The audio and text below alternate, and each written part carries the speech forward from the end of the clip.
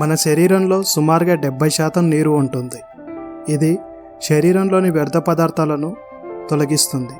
మనం తాగే నీరు 4 విధాలుగా బయటకు వెళ్తుంది. చెమట, మూత్రం, విసర్జన, శ్వాస ద్వారా బయటకు వెళ్తుంది.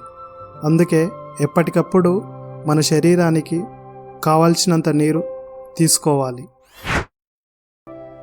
మీరు త్వరగా బరువు తగ్గాలంటే ఆహారపు అలవాట్లు మార్చుకోవడం చాలా ముఖ్యం.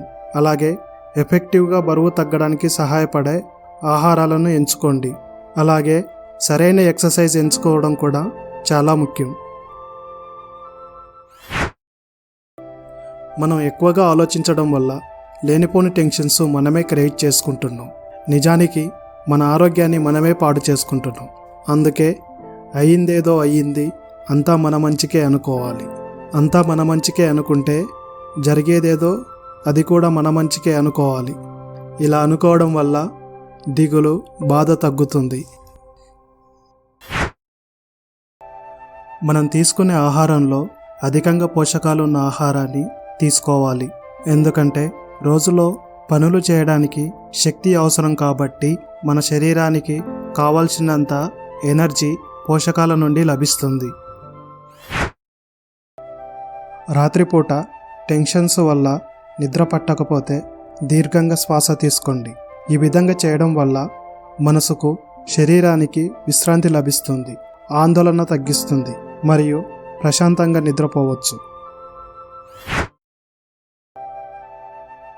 మెడిటేషన్ మన శరీరాన్ని, మనసుని ఏకం చేస్తుంది.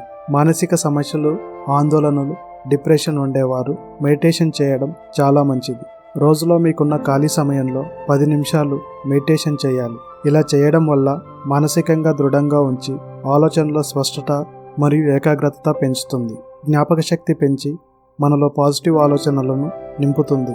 రోజంతా మనశ్శాంతి మరియు సంతోషంగా యాక్టివ్గా ఉండవచ్చు. చాలామంది నిద్రపోయే ముందు చీకట్లో మొబైల్ వాడే అలవాటు ఉంటుంది. అయితే మొబైల్ స్క్రీన్ నుండి వచ్చే ఒక రకమైన బ్లూ లైట్ మన కంటి రెటీనా మీద ప్రభావాన్ని చూపిస్తుంది.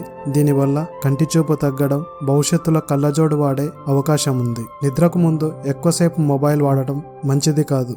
కానీ తప్పనిసరి అయినప్పుడు చీకట్లో కాకుండా గదిలో లైట్స్ ఆన్ చేసుకోండి. అలాగే బ్రైట్నెస్ తగ్గించి వాడటం వల్ల కంటి మీద లైటింగ్ ఎఫెక్ట్ తగ్గించుకోవచ్చు.